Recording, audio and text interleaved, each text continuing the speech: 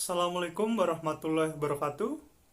Sebelumnya, perkenalkan kami dari kelompok 2 yang beranggotakan saya sendiri, Desta Dwi Kartono, dengan NIM 1805.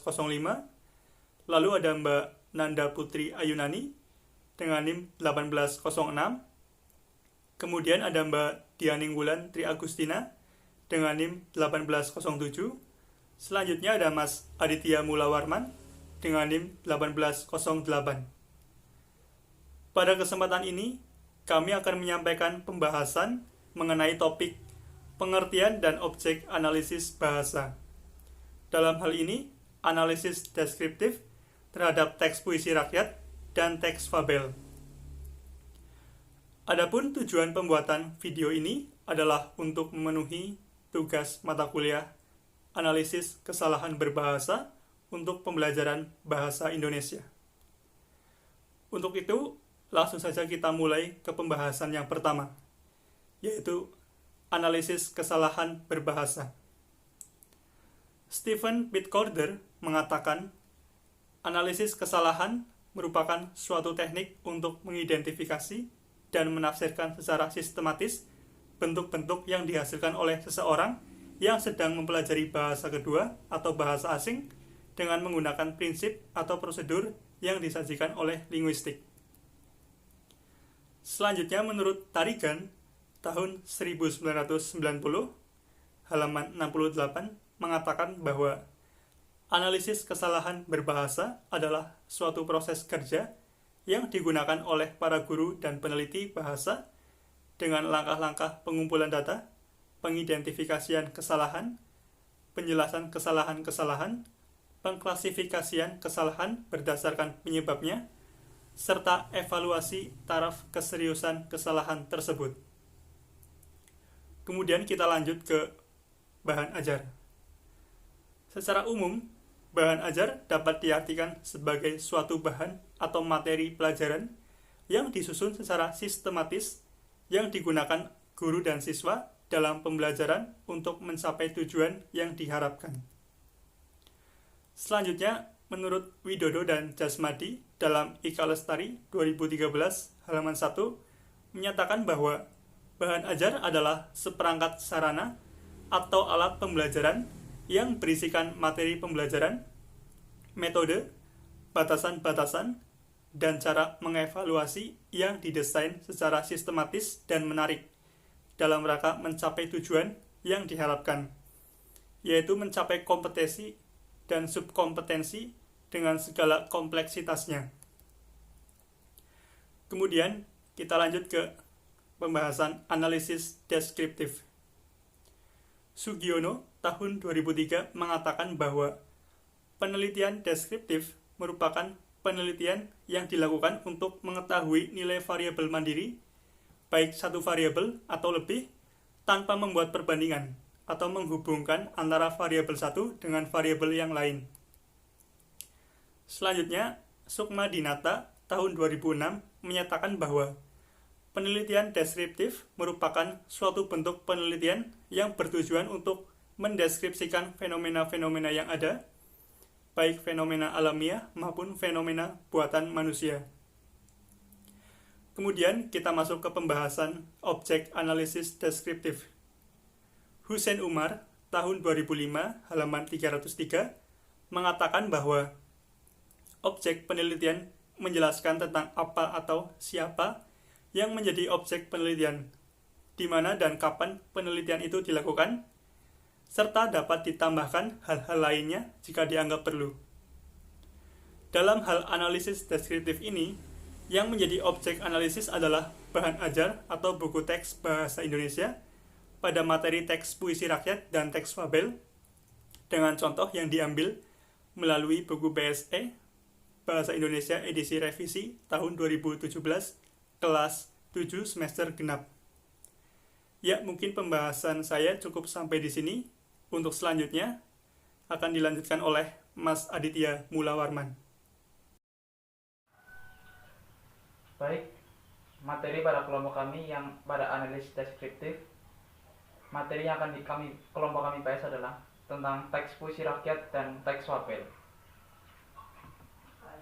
Teks puisi rakyat Puisi rakyat adalah puisi lama atau klasik yang memiliki aturan tertentu berdasarkan tempat kelahiran yang diwariskan secara turun-temurun guna mempertahankan nilai budaya serta menanamkan nilai budi pekerti yang dikandungnya.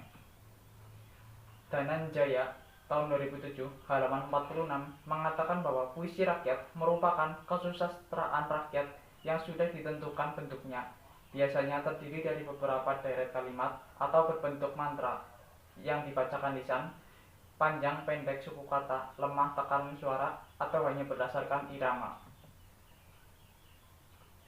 Contoh puisi rakyat yaitu ada pantun, gurindam, dan syair. Selanjutnya dalam materi tentang teks fabel. Teks cerita fabel merupakan teks yang di dalamnya menceritakan tentang berbagai binatang yang berperilaku menyerupai manusia. Binatang-binatang yang diceritakan dalam teks ini ada yang memiliki karakter jujur, sopan, pintar, dan senang bersahabat. Dalam teks fabel ada juga yang memiliki karakter licik, culas, sombong, penipu, dan ingin menang sendiri. Ciri-ciri teks fabel.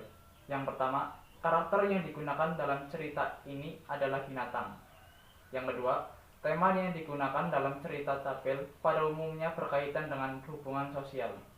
Yang ketiga, karakteristik yang digunakan dalam cerita fabel menyerupai karakter manusia pada umumnya, misalnya baik, buruk, egois, cerdas, atau lain sebagainya. Analisis deskriptif puisi rakyat. Yang pertama, pantun. Pantun adalah puisi Melayu yang mengakar dan membudaya dalam masyarakat. Pantun hampir tersebar di seluruh Indonesia. Adapun struktur pantun adalah sebagai berikut. Yang pertama, larik sampiran terdiri dari 2 larik yang merupakan pembukaan yang memiliki persamaan bunyi AB, AB, dan tidak berhubungan dengan isi. Sedangkan larik yang kedua, larik isi, merupakan 2 larik yang berisi pepatah atau nasihat dari pantun yang memiliki persamaan bunyi AB. Contoh pantun, ambillah kapas menjadi benang, ambillah benang menjadi kain. Kalau kamu ingin dikenang, berbuat baiklah dengan orang lain. Struktur penyajian dari pantun di atas, yakni pantun 2 larik sampiran dan 2 larik isi pantun. 2 larik pertama merupakan pengantar untuk masuk pada isi larik 3 dan 4. Selanjutnya akan dilanjutkan oleh Mbak Wulan. Baik, saya akan melanjutkan presentasi dari Mas Aditya Wulawarman tentang analisis deskriptif teks puisi rakyat. Yang kedua, terdapat gurindam. Gurindam adalah puisi lama yang berasal dari negeri India. Istilah gurindam berasal dari bahasa India, yaitu kridam, berarti mula-mula atau perumpamaan. Adapun struktur gurindam adalah sebagai berikut. Yang pertama, terdiri atas 2 baris dalam sebait. Yang kedua, tiap baris memiliki jumlah kata sekitar 10-14 kata. Yang ketiga, tiap baris memiliki rima sama atau bersajak AA, BB, CC, dan seterusnya. Yang terakhir merupakan satu kesatuan yang utuh. Untuk contoh gurindam itu sendiri yakni, apabila kelakuan berbudi, hidup menjadi indah tak akan merugi. Struktur penyajian gurindam 2 larik merupakan isi yang berhubungan. Larik pertama merupakan syarat terjadinya keadaan pada larik kedua. Ditinjau dari jenis kalimat yang digunakan, gurindam tersebut merupakan kalimat dengan pola hubungan syarat, dan pada larik kedua kondisi atau keadaan jika syarat dilakukan. Yang ketiga, terdapat syair. Syair adalah salah satu puisi lama. Syair berasal dari Persia dan dibawa masuk ke Nusantara bersamaan dengan masuknya Islam ke Indonesia. Adapun struktur syair adalah sebagai berikut. Yang pertama, setiap bait terdiri dari 4 baris. Yang kedua, setiap baris terdiri dari 8-14 suku kata. Yang ketiga, bersajak AAAA. Yang keempat, semua baris adalah isi. Dan yang terakhir, bahasa yang digunakan biasanya berupa kiasan. Adapun contoh syair adalah sebagai berikut. Hai muda arif budiman, hasilkan kemudi dengan pedoman. Alat peramu jua kerjakan, tualah jalan membetuli insan. Struktur penyajian syair atau bait terdiri atas 4 larik. Pola rima sama, yakni AAAA, Keempat, larik syair merupakan isi dan terkait dengan bait-bait yang lain. Ditinjau dari jenis kalimat yang digunakan syair tersebut, larik pertama menggunakan kalimat untuk menyapa. Larik kedua dan larik ketiga merupakan kalimat perintah kepada generasi muda yang disapa pada larik pertama. Larik keempat pada kutipan syair tersebut merupakan kalimat yang akan ditemui jika melakukan apa yang diperintahkan pada larik kedua dan ketiga. Pilihan kata yang digunakan pada syair tersebut merupakan kata bersifat simplik, sebagai ungkapan lama. Pilihan kata sangat indah dengan makna yang dalam. Selanjutnya, kaidah kebahasaan teks puisi rakyat. Yang pertama, menggunakan kalimat perintah. Yang kedua, larik sampiran merupakan kalimat yang dapat berdiri sendiri. Yang ketiga, memiliki kalimat saran dengan pola hubungan syarat. Yang keempat, dua larik isi berupa satu kalimat majemuk atau tidak dapat berdiri sendiri. Selanjutnya, kaidah kebahasaan gurindam. Terdapat 3 kaidah. Yang pertama, baris pertama berisi soal, masalah, atau perjanjian. Yang kedua, baris kedua berisi jawaban, akibat dari masalah atau perjanjian pada baris pertama. Dan yang terakhir, isi gurindam biasanya berupa nasihat, filosofi hidup, atau kata-kata mutiara. Yang ketiga, kaidah kebahasaan syair.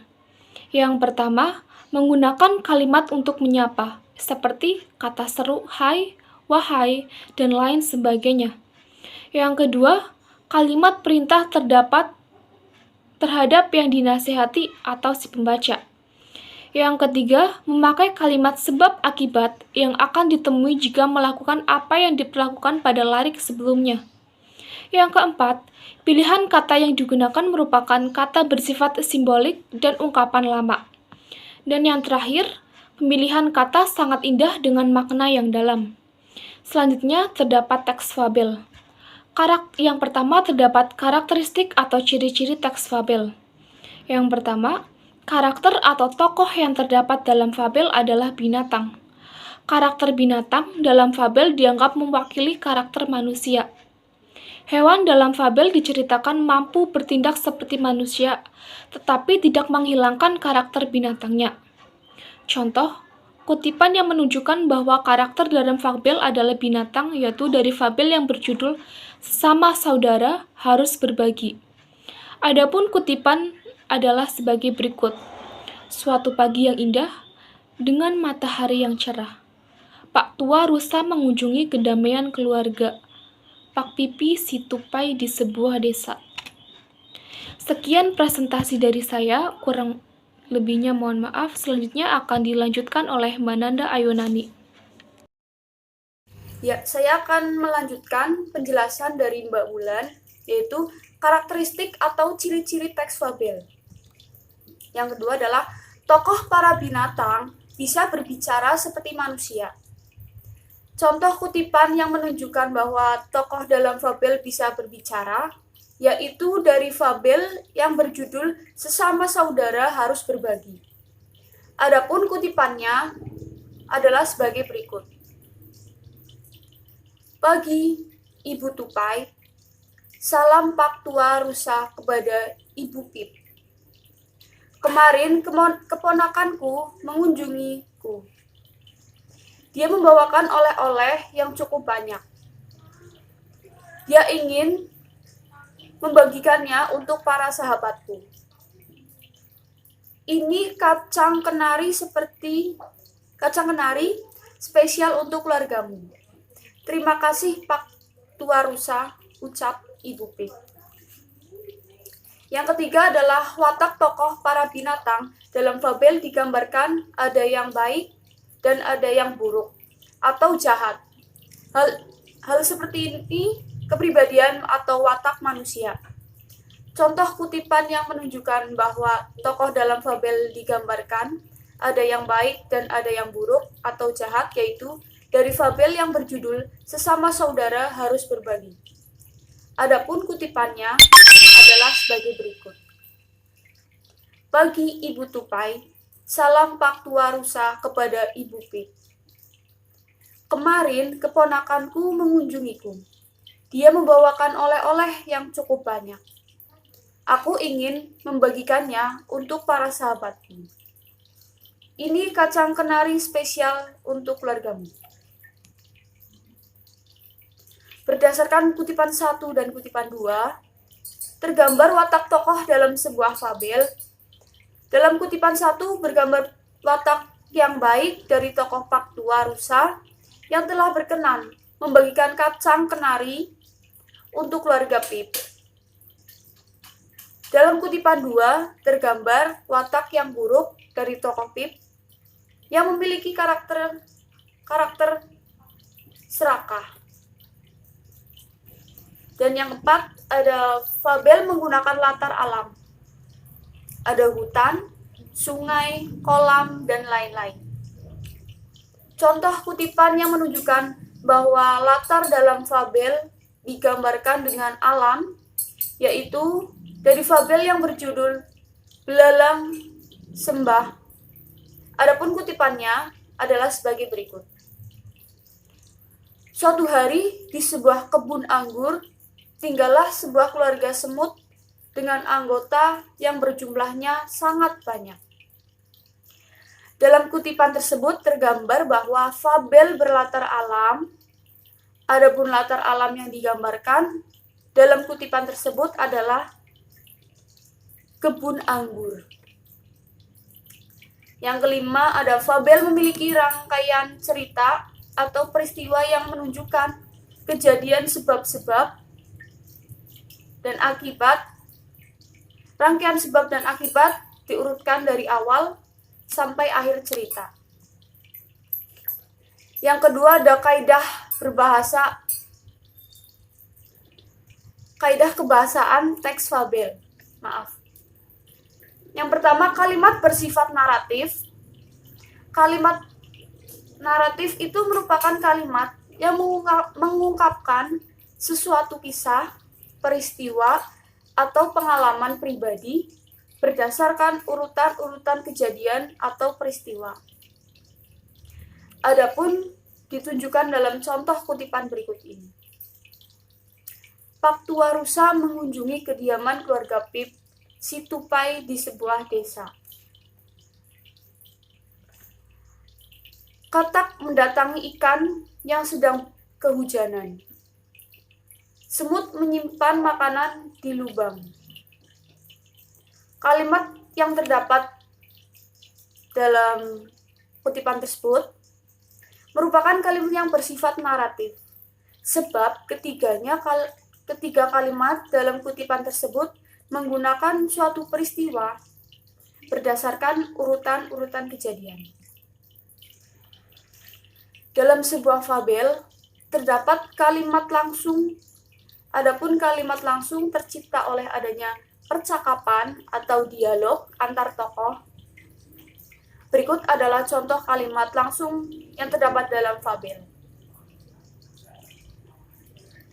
Bagi Ibu Tupai, salam Pak Tua Rusa kepada Ibu Pip. Ini aku bagi, kata Pip. Dalam kutipan 1 dan 2 terdapat kalimat langsung yang digambarkan melalui dialog antar tokoh. Dalam sebuah fabel percakapan atau dialog yang terjadi antar tokoh menggunakan kalimat-kalimat sehari-hari atau sifatnya tidak formal. Adapun contoh kutipannya sebagai berikut. Ini aku bagi, kata Pip. Dari 10 butir kacang, dia memberikan adiknya masing-masing 2 butir. Ini sisanya untukku. Aku kan paling besar. Dalam contoh kutipan tersebut, bahasa yang digunakan adalah bahasa sehari-hari yang sifatnya tidak formal. Ya, sekian presentasi dari kelompok kami, kelompok 2. Jika ada kesalahan, kami mohon maaf. Wassalamualaikum warahmatullahi wabarakatuh.